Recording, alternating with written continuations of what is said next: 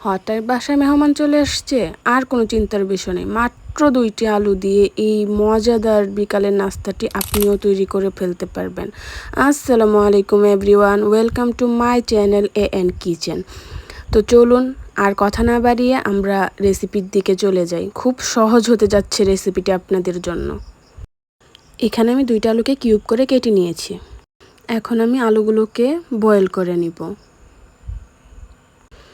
আলুগুলোকে ভালোভাবে বয়েল হওয়ার জন্য আমি 1/2 চা চামচ লবণ দিয়ে দিচ্ছি আলুতে। মাত্র 5 মিনিটের মধ্যে আলুগুলো সিদ্ধ হয়ে গেছে। এখন আমি আলুগুলোকে একটা বোলে নামিয়ে নেব। আপনারা দেখতেই পাচ্ছেন মাত্র 5 মিনিট আলুগুলো কত সুন্দর বয়েল হয়ে গেছে। এখন আমি আলুগুলোকে ভালোভাবে ম্যাশ করে নেব, একদম একটাও যেন দানা না থাকে। আলুগুলোকে আমি ম্যাশ করে নিয়েছি। এখন মশলাগুলো অ্যাড করে নিব। এখন দিয়ে দেব 1 চামচ মরিচের গুঁড়া, 1 চামচ চাট মশলা, কুচি করে রাখা কাঁচামরিচ, ধনিয়া পাতা কুচি করে রাখা, স্বাদ অনুযায়ী হালকা লবণ, কারণ আলুতে লবণ ছিল। দিয়ে দিলাম 1/2 চামচ ভাজা জিরার গুঁড়ো।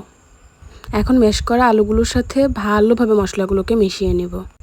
এরপর একটা বলে 1 কাপ পরিমাণ আটা নিয়ে নিব। এরপর আটাতে দিয়ে দিব 1 চামচ কালো জিরা। আটার সাথে কালো জিরাগুলোকে ভালোভাবে মিক্সড করে নিব।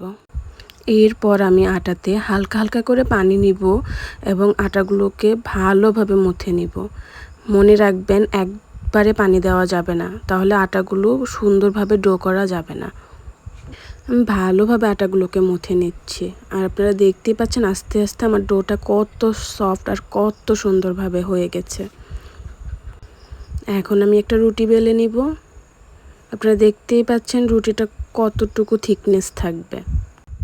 এখন রুটিতে আমার তৈরি করে রাখা আলুর পুরটি আমি অর্ধেক ভাগে একদম সমান করে চেপে চেপে দিয়ে দিব। মনে রাখবেন, বেশি আলুর পুর দেওয়া যাবে না, পরিমাণ মতো দিয়ে দিবেন। এখন রুটিটিকে আমি ভাঁজ করে নিব এবং আলতো হাতে চেপে চেপে ভাঁজ করব।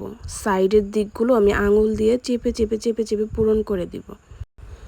এখন ভাঁজ করে রাখা রুটিটিকে আমি একটি কুকি কাটারের সাহায্যে সোজা সোজা করে কেটে নেব। আপনারা দেখতেই পাচ্ছেন আমি কিভাবে কাটছি রুটিটিকে। রুটির মাঝ বরাবর আমি একটি স্ট্র বসিয়ে রুটির কাটা অংশগুলোকে ভাঁজ করে নিব। আপনারা দেখতেই পাচ্ছেন আমি কিভাবে ভাঁজ করছি, ঠিক এইভাবেই ভাঁজ করে নিতে পারেন আপনারাও। আর দেখতেই পারবেন আস্তে আস্তে আমার একটা পারফেক্ট নাস্তার সাইজ রেডি হয়ে গেছে। আপনারা কে কে নাস্তাটি ট্রাই করেছেন এবং আপনাদের কাছে কেমন লেগেছে, প্লিজ দয়া করে আমাকে কমেন্ট সেকশনে এটা জানিয়ে দেবেন। নাস্তার ডিজাইনগুলো এত সুন্দর যে সবারই নজর কাড়বে।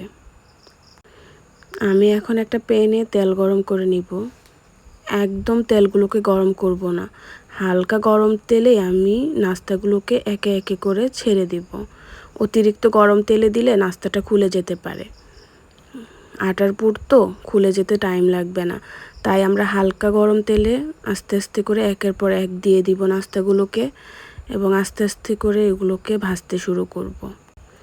আপনারা দেখতেই পাচ্ছেন আমি কিভাবে আলতো হাতে নাস্তাগুলোকে ভেজে নিচ্ছি। বেশি সময় লাগবে না, একদম 2-3 মিনিট পরই দেখতে পারবেন নাস্তাগুলোতে একটা সুন্দর কালার চলে আসছে। এই তো দেখতে দেখতে আমার নাস্তাগুলো তৈরি হয়ে গেল। আপনারা দেখতেই পাচ্ছেন নাস্তাগুলো কতটা পারফেক্ট হয়েছে।